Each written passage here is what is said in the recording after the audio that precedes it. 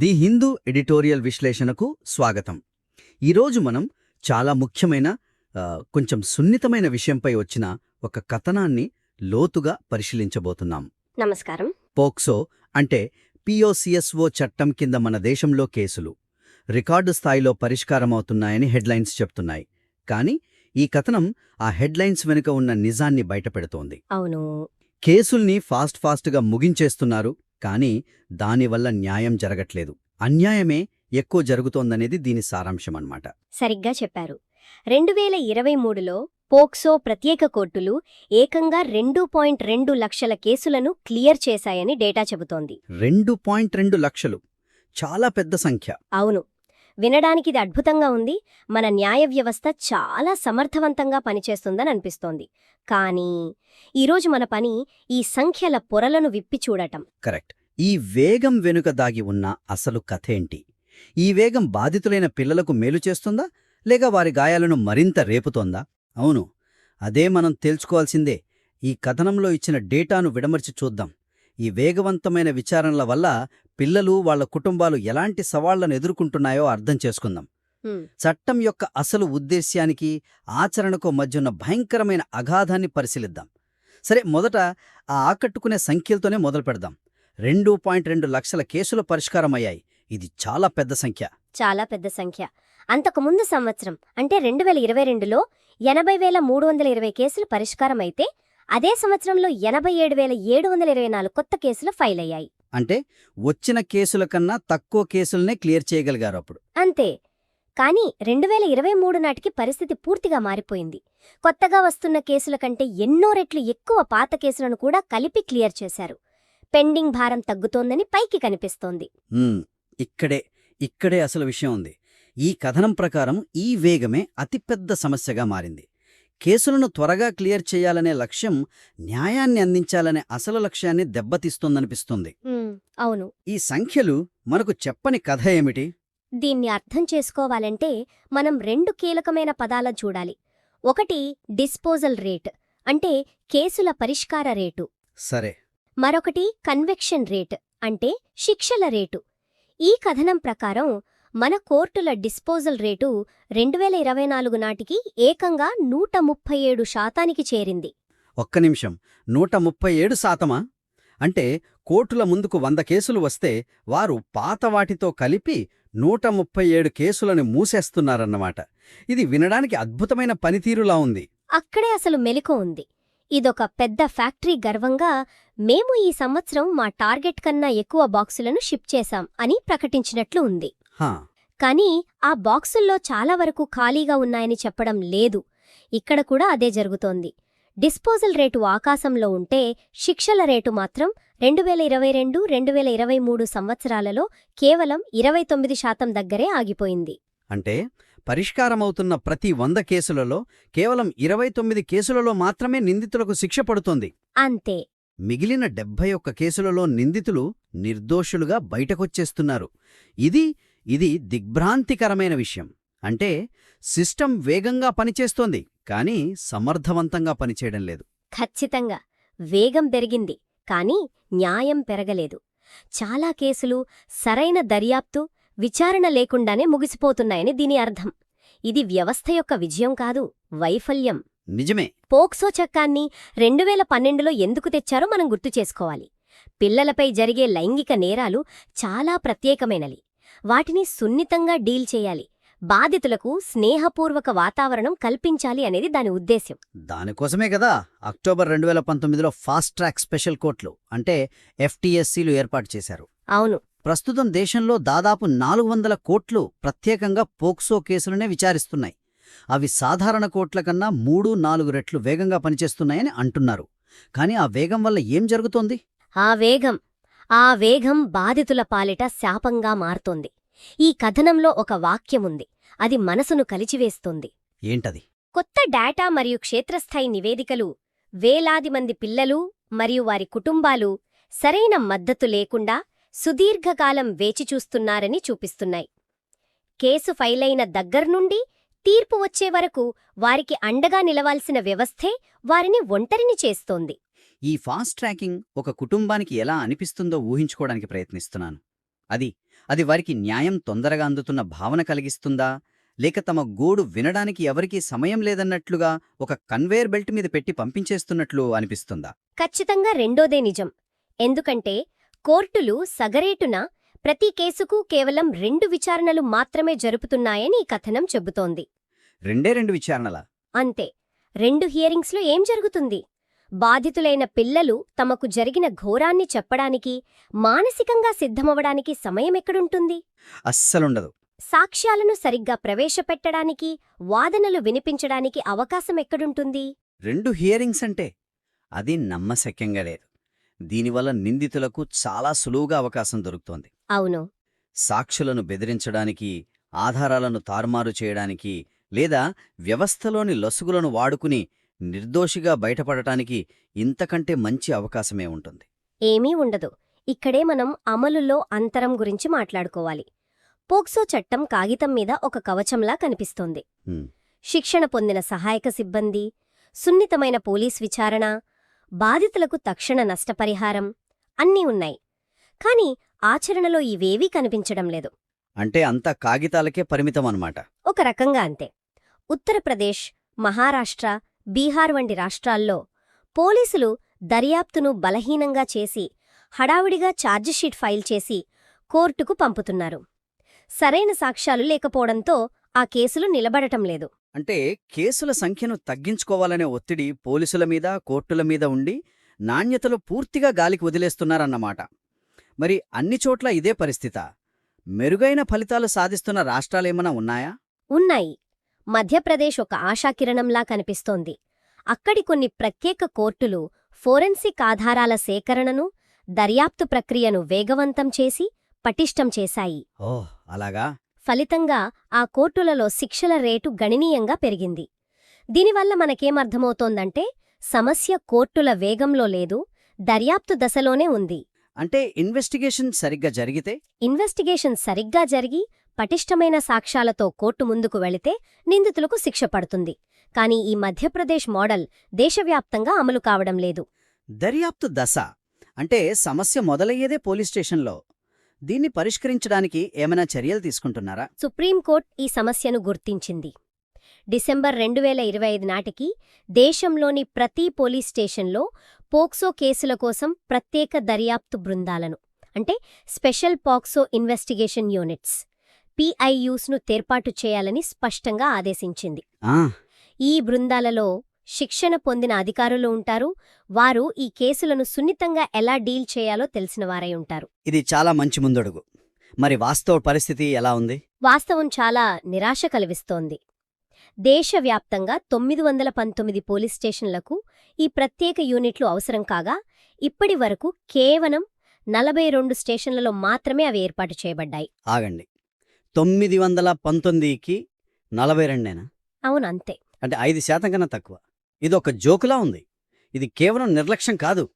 ఇది ఆ పిల్లల భద్రత పట్ల వ్యవస్థకున్న చిన్న చూపును తెలియజేస్తోంది.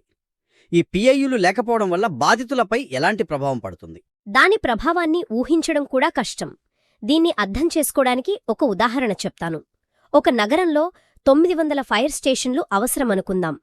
కానీ కేవలం 40 మాత్రమే ఉన్నాయి. అప్పుడు అగ్ని ప్రమాదాలు జరిగినప్పుడు ఆశ్చర్యపోవడానికి ఏముంటుంది? ఏమీ ఉండదు. ఇక్కడ కూడా అదే జరుగుతోంది. ఈ ప్రత్యేక బృందాలు లేకపోవడంతో బాధితుల కుటుంబాలు ఎంతో భయంతో, అవమానంతో, ఏ మార్గనిర్దేశం లేకుండా సాధారణ పోలీస్ స్టేషన్లకు వెళ్లాల్సి వస్తోంది. అక్కడ వారికి ఎలాంటి అనుభవం ఎదురవుతుంది? ఈ కథనంలో ఉత్తరప్రదేశ్లోని లలిత్పూర్ జిల్లాలో జరిగిన ఒక భయంకరమైన సంఘటనను ప్రస్తావించారు. ఒక బాధితురాలి కుటుంబం ఫిర్యాదు చేయడానికి వెళ్తే పోలీసులు FIR నమోదు చేయడానికే నిరాకరించారు. అబ్బా! అంతకంటే దారుణమేమిటంటే నిందితులు బాధితురాలి తండ్రిని మళ్లీ అదే పోలీస్ స్టేషన్ ఆవరణలోనే బెదిరించారు. పోలీస్ స్టేషన్లోనేనా? రక్షణ కోసం వెళ్లిన చోటే బెదిరింపులా? ఎక్కడైతే భద్రత లభిస్తుందని అనుకుంటారో అక్కడే భయం ఎదురైతే ఇక ఆ కుటుంబానికి వ్యవస్థ మీద నమ్మకం ఎలా ఉంటుంది? ఇది పూర్తిగా కుప్పకూలిపోవడం కాదా? అవును. అందుకే చాలా కుటుంబాలు మధ్యలోనే వెనక్కి తగ్గుతున్నాయి. ఇలాంటి పరిస్థితుల్లో వారిపై రాజీ చేసుకోమని తీవ్రమైన ఒత్తిడి వస్తోంది. కానీ పోక్సో కేసులు నాన్ కాంపౌండబుల్ కదా, రాజీ కుదరదు కదా? చట్టప్రకారం కుదరదు. ఎందుకంటే ఇది ఇద్దరు వ్యక్తుల మధ్య గొడవ కాదు, సమాజంపై జరిగిన నేరం. కాని వాస్తవంలో నిందితుల వైపు నుండి, చుట్టుపక్కల వారి నుండి, కొన్నిసార్లు బంధువుల నుండి కూడా ఒత్తిడి వస్తోంది.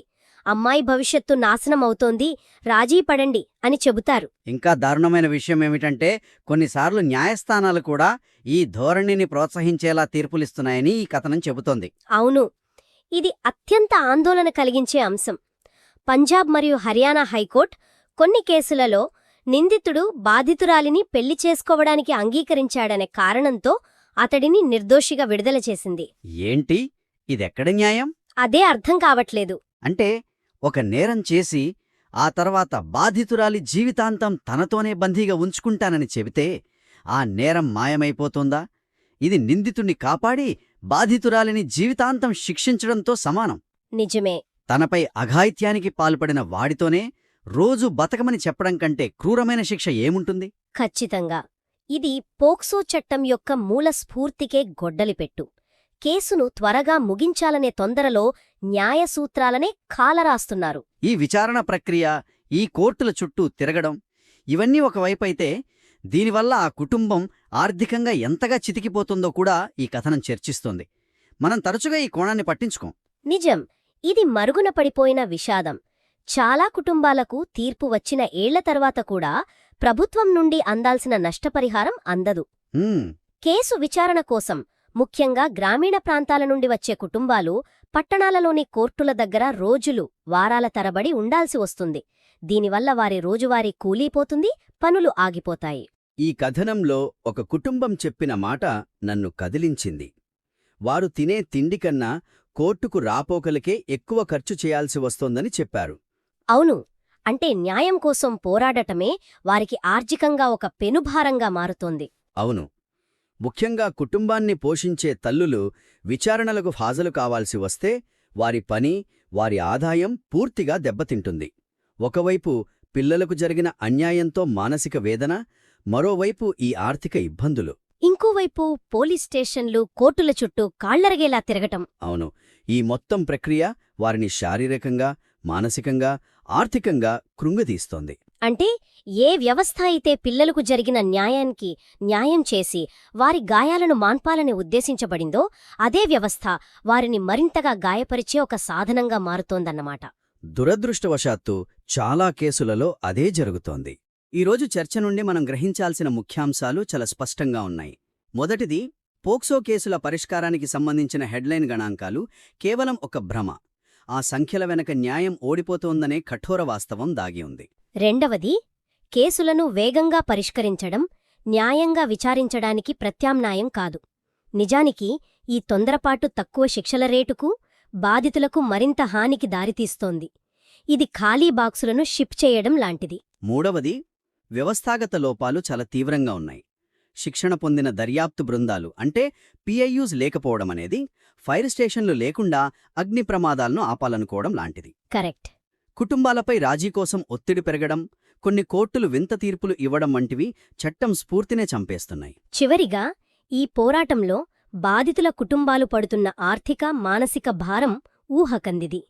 న్యాయ ప్రక్రియ వారికి అండగా నిలబడాలి, కాని వారిని మరింత కృంగదీసే అదనపు భారంగా మారకూడదు. ఈ కథనం మనకు డేటాను, వ్యవస్థలోని వైఫల్యాలను కళ్లకు కట్టింది. ఇది మనందరినీ ఆలోచింపజేయాలి. ఇక్కడే వినేవారి కోసం ఒక ప్రశ్నను వదిలిపెడుతున్నాను. ఈ సంఖ్యలు, చట్టాలు, కోర్టుల గురించి మాట్లాడాం. కానీ వీటన్నింటికీ అతీతంగా అత్యంత బలహీన స్థితిలో ఉన్న పిల్లలను రక్షించడానికి రూపొందించిన వ్యవస్థలే వారిని మళ్లీ గాయపరిచే సాధనాలుగా మారకుండా ఒక సమాజంగా మనం ఏం చేయగలం?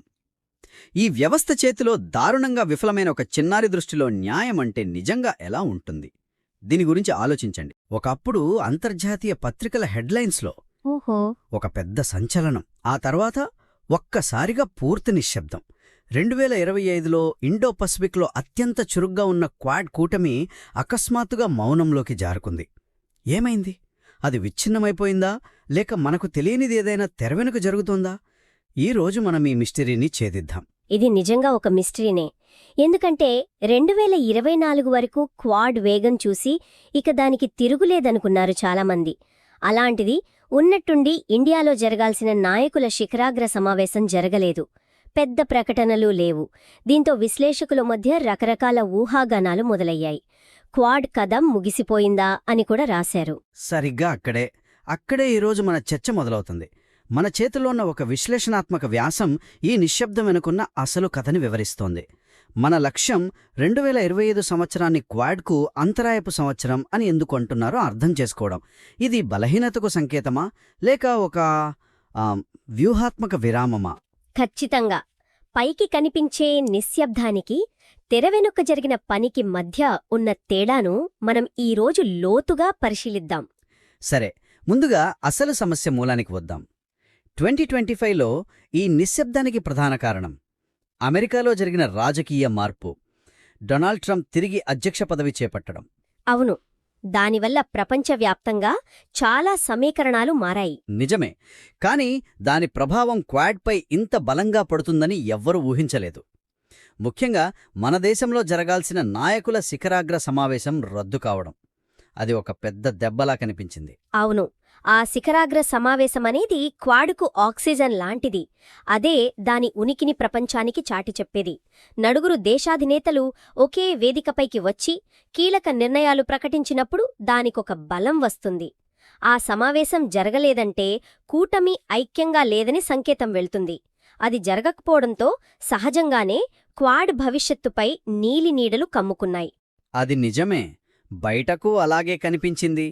ఇది నాకు 2008 నాటి పరిస్థితిని గుర్తుచేస్తోంది. అప్పుడు కూడా క్వాడ్ దాదాపుగా కనుమరుగైంది. ఈసారి కూడా అదే పునరావృతం అవుతోందని చాలామంది భయపడ్డారు. కాని ఈ విశ్లేషణ ప్రకారం ఈసారి పరిస్థితి చాలా భిన్నంగా ఉంది కదా? ఖచ్చితంగా. అక్కడే ఈ వ్యాసం అసలు విషయాన్ని బయటపెడుతుంది. పైకి చూస్తే అంతా నిశ్శబ్దం, కాని ఆ నిశ్శబ్దం వెనుక ఇంజిన్ రూంలో చాలా పని జరిగింది. ఒకప్పుడు కేవలం నాయకుల సమావేశాలపై ఆధారపడిన క్వాడ్ ఇప్పుడు ఒక వ్యవస్థగా పరిణితి చెందిందని ఈ వ్యాసం వాదిస్తోంది. నాయకులు కలవకపోయినా కింది స్థాయి యంత్రాంగం తన పని తాను చేసుకుంటూ పోయింది. ఆసక్తికరంగా ఉంది. అంటే బ్రాండ్ అంబాసిడర్లు అందుబాటులో లేకపోయినా కంపెనీ మాత్రం పనిచేస్తూనే ఉందన్నమాట. ఈ వ్యాసం ప్రకారం తెర వెనుక జరిగిన పనులకు కొన్ని నిర్దిష్ట ఉదాహరణలు ఉన్నాయా? ఉన్నాయి, చాలా ఉన్నాయి. మొదటిది దౌత్యపరమైన స్థాయి. దౌత్యపరమైన స్థాయి అంటే అమెరికా కొత్త విదేశాంగ మంత్రి మార్కో రూబియో ఆయన బాధ్యతలు స్వీకరించిన వెంటనే రంగంలోకి దిగారు. ఆయన 2025 జాన్వరిలో ఒకసారి, మళ్లీ జులైలో మరోసారి మిగిలిన 3 క్వాడ్ దేశాల విదేశాంగ మంత్రులతో సమావేశమయ్యారు. అంటే పైకి అంత సైలెంట్గా ఉన్నా మంత్రుల స్థాయిలో ఫోన్ కాల్స్, మీటింగ్లు నడుస్తూనే ఉన్నాయన్నమాట. ఆ సమన్వయం ఎక్కడా ఆగలేదు. ఓకే, అవి రాజకీయ సమావేశాలు. కాని క్వాడ్ అంటే కేవలం మాటలు కాదు కదా, ఆచరణ కూడా ముఖ్యమే. క్షేత్రస్థాయిలో ఏమైనా జరిగిందా? అక్కడికే వస్తున్నాను. సముద్ర భద్రత విషయంలో ఒక ముఖ్యమైన ముందడుగు పడింది. 4 దేశాల కోస్ట్గార్డ్ విభాగాల మధ్య సహకారాన్ని పెంచడానికి జనవరి 2025లో Quad sea ship operations ministers పేరుతో ఒక సమావేశం జరిగింది. ఇది చాలా కీలకం కదా? చాలా కీలకం. ఎందుకంటే ఇండో పసిఫిక్ సముద్ర జలాల్లో చట్టవిరుద్ధమైన చేపల వేటను అరికట్టడం, సముద్రపు దొంగలను ఎదుర్కోవడం, విపత్తుల సమయంలో సహాయం అందించడం, ఇలాంటి ఆచరణాత్మక విషయాల్లో కలిసి పనిచేయడానికి ఇది పునాది వేసింది. సముద్ర భద్రతతో పాటు క్వాడ్ మౌలిక సదుపాయాల కల్పనపైన కూడా దృష్టి పెట్టింది కదా. ఆ రంగంలో పురోగతి ఎలా ఉంది? మీరు ఈ పోర్ట్స్ ఫర్ కనెక్టివిటీ ఇనిషియేటివ్ గురించి చెబుతుంటే ఇది చైనా యొక్క బెల్ట్ అండ్ రోడ్ ఇనిషియేటివ్కు ఒక రకమైన సమాధానంలా అనిపిస్తోంది. ఈ వ్యాసం ఆ కోణాన్నేమైనా స్పృశించిందా? పరోక్షంగా స్పృశించింది. ప్రత్యక్ష పోటీ అని చెప్పకపోయినా దాని ఉద్దేశ్యం అదే.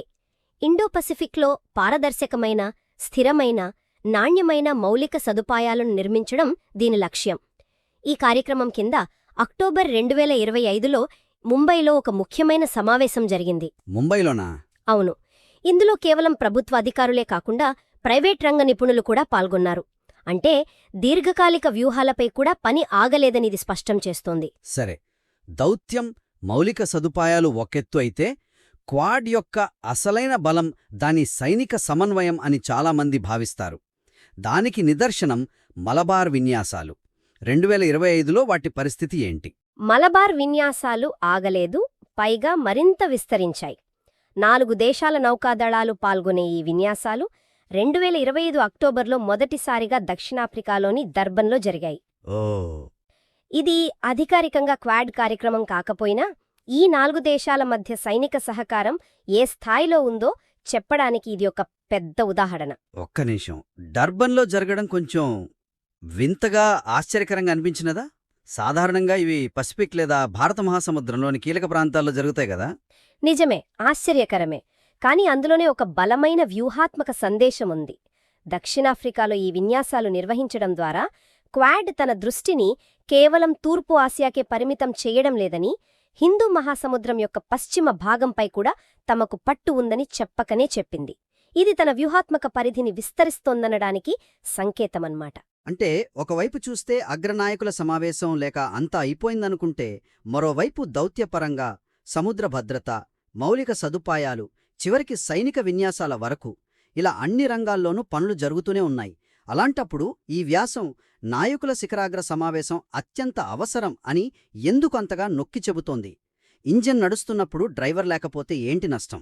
చాలా మంచి పోలిక. ఇక్కడే మనం ఒక విచిత్రమైన పరిస్థితిని గమనించాలి. క్వాడ్ని ఒక అత్యాధునిక కార్లా ఊహించుకుందాం. దాని ఇంజిన్, గేర్లు, టైర్లు అన్నీ ఇప్పుడు చాలా బలంగా తయారయ్యాయి. కింది స్థాయిలో అధికారులు, సైనికులు దాన్ని నడపగలరు. కానీ ఎక్కడికి వెళ్ళాలి, ఎంత వేగంగా వెళ్ళాలి, ఏ దారిలో వెళ్ళాలి అని చెప్పే జీపీఎస్ నావిగేషన్ సిస్టమ్, అది మాత్రం ఆ 4 నాయకుల చేతిలోనే ఉంది. 2025లో ఆ జీపీఎస్ స్విచ్ ఆఫ్ అయ్యింది. కార్ ఆగిపోలేదు, కానీ రోడ్డు పక్కన ఐడ్లింగ్లో ఉండిపోయింది. అద్భుతమైన పోలిక. అంటే పెద్ద లక్ష్యాలకు, వ్యూహాత్మక దిశానిర్దేశానికి నాయకత్వం తప్పనిసరి అంటారు. ఖచ్చితంగా. క్వాడ్ లక్ష్యం కేవలం కొన్ని సమావేశాలు నిర్వహించటం కాదు, స్వేచ్ఛాయుతమైన, బహిరంగ మరియు సమ్మిళిత ఇండో పసిఫిక్ ప్రాంతంలో నియమాల ఆధారిత క్రమాన్ని కాపాడటం దాని ప్రధాన ఉద్దేశ్యం. ఇవి చాలా పెద్ద మాటలు, పెద్ద లక్ష్యాలు. ఇలాంటి పెద్ద ఆలోచనలకు రాజకీయ బలం, స్పష్టమైన దిశానిర్దేశం లభించేది నాయకుల శిఖరాగ్ర సమావేశాల్లోనే. వ్యాసం ప్రకారం క్వాడ్ చరిత్రలో వ్యాక్సిన్ కార్యక్రమం, టెక్నాలజీ సహకారం వంటి కీలకమైన కార్యక్రమాలన్నీ ఆ స్థాయిలోనే పురుడుపోసుకున్నాయి.